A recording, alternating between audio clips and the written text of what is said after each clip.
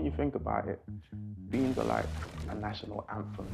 Every country gets one. British people like a baked bean. Jamaicans like a kidney bean. Jack likes beanstalks and golden eggs from giant geese.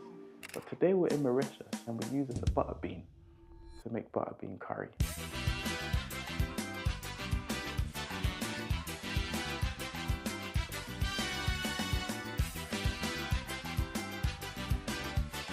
This one's dedicated to the vegans. We're not using meat, not cheese, not milk, not eggs, not even leather Air Forces.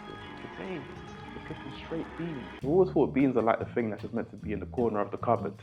They're never to be moved. I've had the same kidney beans in my cupboard since COVID-19 and they're still not expired. But I'm gonna show them some love today. It's really hot in here. My window still doesn't open for anybody who's been following along. I'm wearing this jumpsuit. I'm not even wearing anything underneath it other than a t-shirt. And I'm still in this kitchen. I don't know how I'm gonna survive. It's times like this when I tend to ask myself, am I cooked? Or am I cooking? Let's do it. Disclaimer, disclaimer.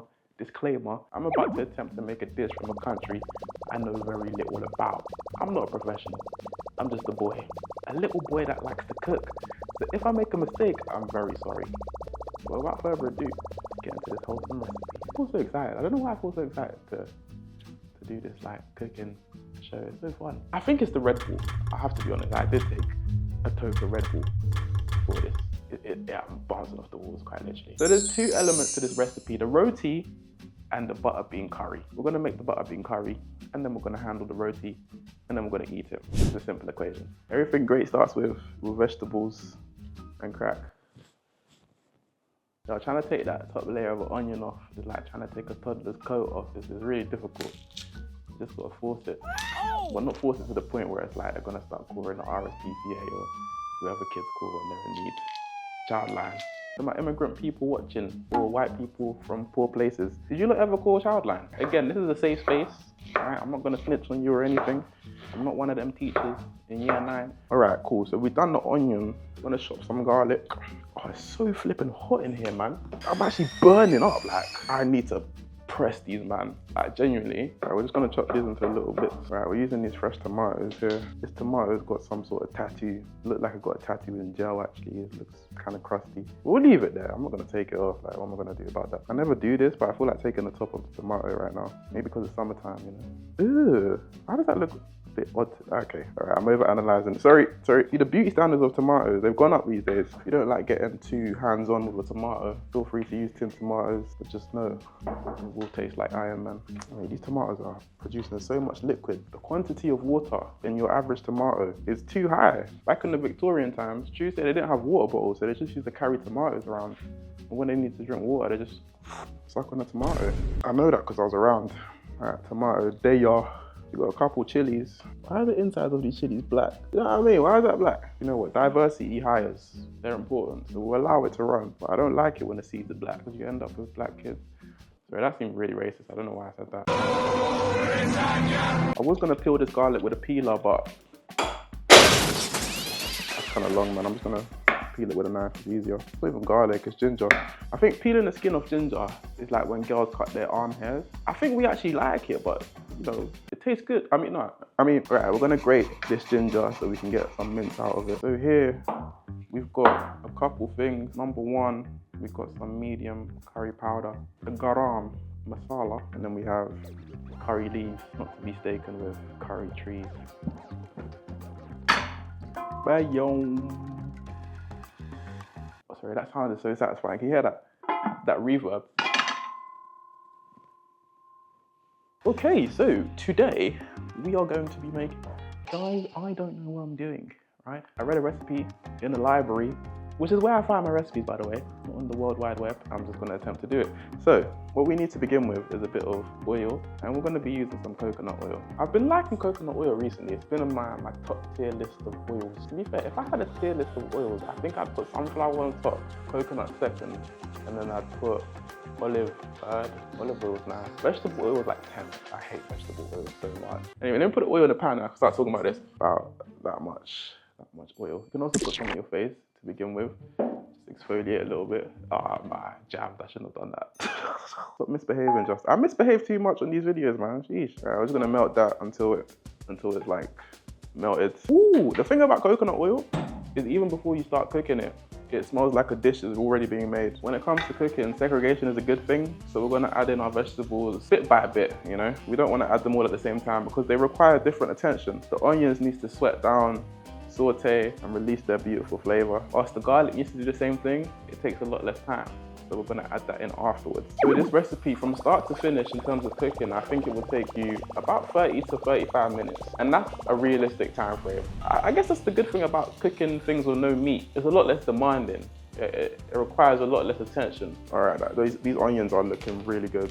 All right, we're gonna put in the garlic and the ginger. I think garlic and ginger, if there was like an Oscars for food, ginger would be best supporting actor. 100%.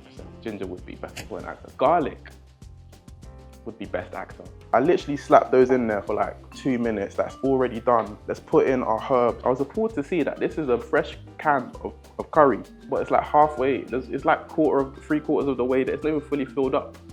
You know what I mean? It's like 3/4 of the way that, anyways. Okay, what's the ingredient still? It's 2 tablespoons of curry powder. Okay, that's like 1 tablespoon there. That's like another tablespoon there. You don't need a tablespoon to measure tablespoons, you know? And then we're gonna have 1 tablespoon of garam masala, and then we'll have about 5 curry leaves. That's about 1 billion curry leaves. And then we'll have about a teaspoon of turmeric. And then we're gonna fry those spices off. Very important to fry the spices off when you're cooking, especially in curries. It really helps the flavors come to terms with the fact that they're being cooked. Because if you don't fry them and you just put them in whilst the curry's simmering, then the powder's like, whoa, what's going on? I thought I was just chilling today. But now, when you slap it in the onion, it's like giving the curry powder and the turmeric and the garam masala a little warm up. It just allows it to get ready to deepen the flavors later on in the process. There's levels to this, you know. The method, it actually matters. All right, let's finish it off with these tomatoes and a bit of chili. A tomato puree finishes the job off. Well, that's quite an unpleasant sound. Sounds like the tomato puree had a bad tummy. Why don't other like vegetables come in puree? Why doesn't onion come in puree? A double concentrated onion puree, that sounds good. Those tomatoes were so ripe that they're already getting softer really quickly. I'm gonna give it like another 5 minutes just to do its thing. Allow it to mingle with the other spices, other vegetables. While that's boiling, if you're enjoying this video, just feel free to give it a like. And thank you. Thank you for doing that. I really mean that. Thank you so much. So it's been about 5 minutes. So this is the part where I add my bins. I got this bougie joint just because I ordered it. The cereal joint since 1856. I've got hot water here. It's not that hot. It's like a London 7, a Manchester 9. I don't know. I don't know why they're called butter beans. Is it because they were made in butter, or is it because they're like very buttery? I have a problem with a lot of other beans, like black-eyed beans hurt my tummy, so I hope these don't hurt my tummy. We'll give them a try though.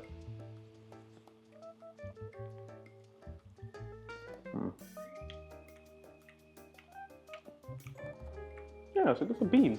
It's a bean. I'm familiar. Right, the water and everything is gonna go in there.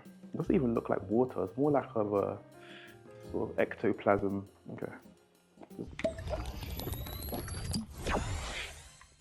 Nice. How much water should we put in? I don't want to put so much to the point where it's not going to reduce, because I don't want to be here all day. All right, so yeah, that's pretty much it, man. What we're going to do right now is let it simmer for about 15 minutes. Should be thickened by then. I mean, we need something to eat this with, and we're not doing rice. So we're doing roti. In Mauritius, the rotis are made very differently. But I already did a disclaimer, so I don't need to disclaim the fact that this isn't going to be accurate. But this is my recipe for roti. Always works. So we're going to need some flour. All right, flour. We need some oil as well. Any oil will do. We've got some toasted sesame oil here. We need some water, and we need some bit of salt as well. Don't forget salt. Yeah, cool. And that's all you need to do. And then other than that, you just do this. And there you go. You got rotis ready to be served. This roti has dried up though. I did buy this from an Indian shop. But yeah, we've got a couple rotis here. You can make these from scratch. You can use the frozen ones. You can eat it with rice. Mate, you could even eat it with, you could eat it with a spoon for starters. But right, cool. So this is ready. That's nearly ready. you're ready, let's go. It kind of looks like, you know, baked beans went on holiday and he came back with Mauritian influences. This roti has been shown no love. It's so cold, even in a cool way. I want to get a big bean as well.